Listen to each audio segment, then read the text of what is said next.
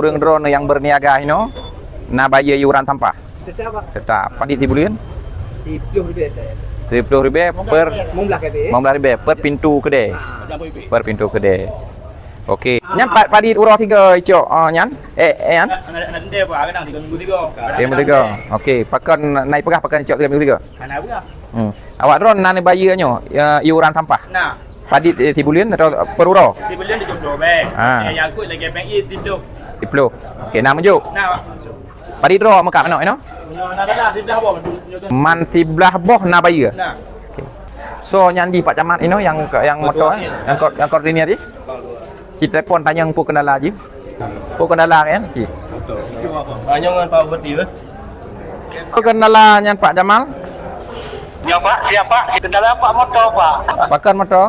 Motor ka rusak apa cuba ka gebak ke dia Melayu baru untuk motor Pak biar motor ini Pak apa untuk orang yang jom pun Pak. Kan ilapor nyopat 3 minggu 3 ya cok. Ya Pak, siap Pak, siap.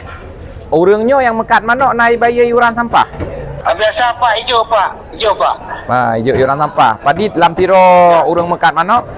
Yang mutejil dan yang tentang Pak Kepala dia Pak Kepala UPDD pun dah UPDD Pak. Ya. Dipegah RM70 benar kan? RM70.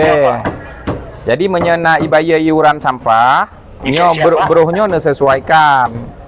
Jadi niat cok bengah. Baik ni cok pos 12 atau pos le karena mengganggu.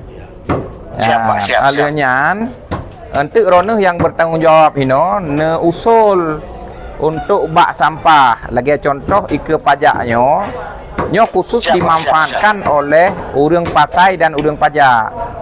Siap Pak, siap.